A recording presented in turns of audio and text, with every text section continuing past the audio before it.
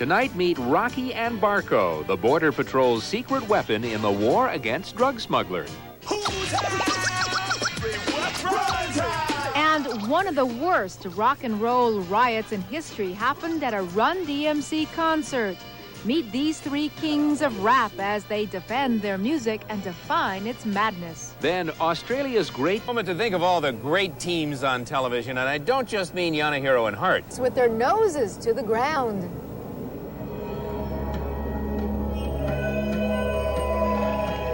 the Valley of the Rio Grande in Texas. On one side is the U.S., on the other, Mexico. Locals call it the Tex-Mex border. The U.S. Border Patrol calls it a war zone. War zone in the fact that during the nighttime hours it changes drastically. It is an angry border because of the narcotics coming across. And there is a lot of narcotics coming across. Thousands of pounds of cocaine, tons of bales of marijuana. But last year it suddenly got a lot harder for any smuggler trying to run a load of drugs up the southern tip of Texas near McAllen. They couldn't get past two hard-working Border Patrol dogs named Rocky and Barco.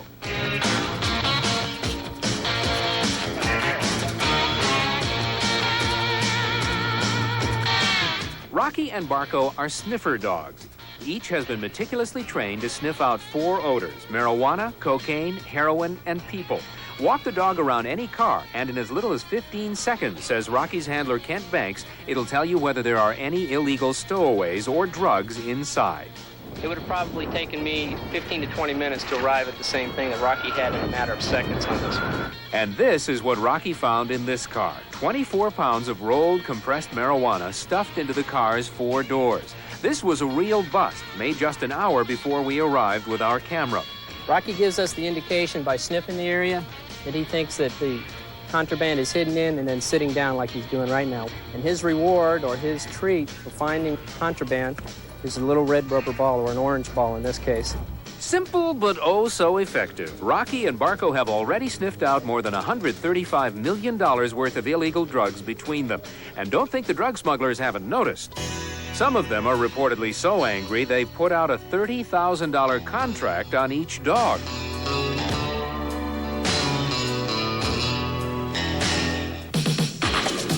Of course, what makes Rocky and Barco so effective is their incredibly keen sense of smell.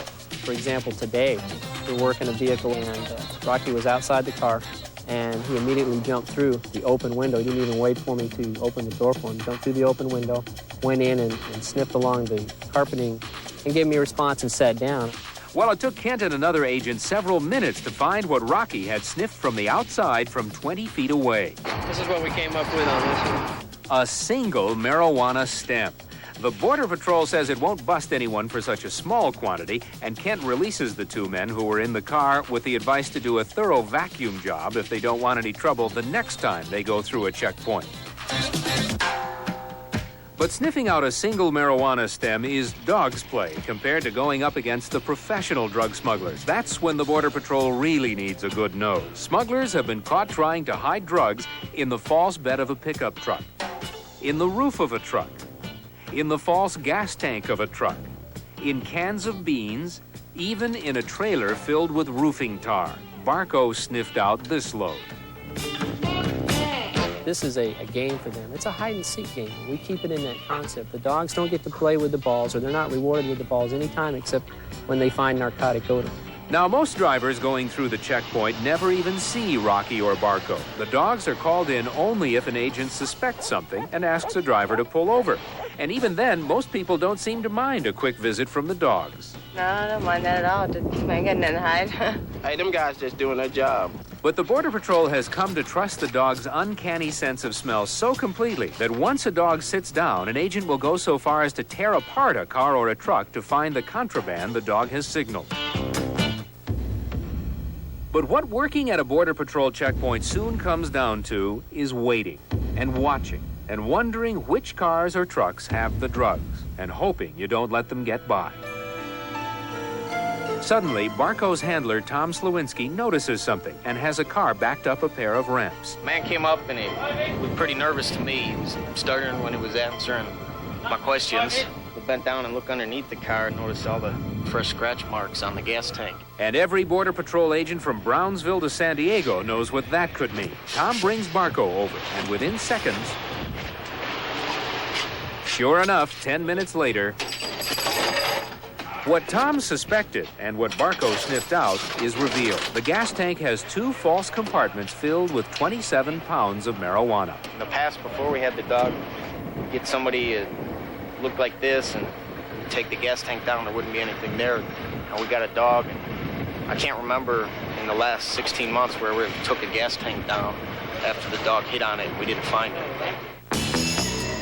As for the smugglers, the Border Patrol asked us not to reveal their identities. Each man was traveling with a woman and 2 small children. Each was charged with possession of drugs with intent to distribute and could be jailed for as long as 5 years. I treat this dog like he's a member of the family, like he was flesh and blood. Tom and I, we take him home and they're part of the family. But when he sees the green uniform coming on, you can see the excitement. You know, he starts pacing around the kitchen and he's walking back and forth, and he goes and sits by the door like, okay, it's time to go. Let's go, Dad. He's my partner, and I work a lot of long hours, travel a lot of far places with him. It's just incredible what they've done and what they've accomplished here in the first year and a half.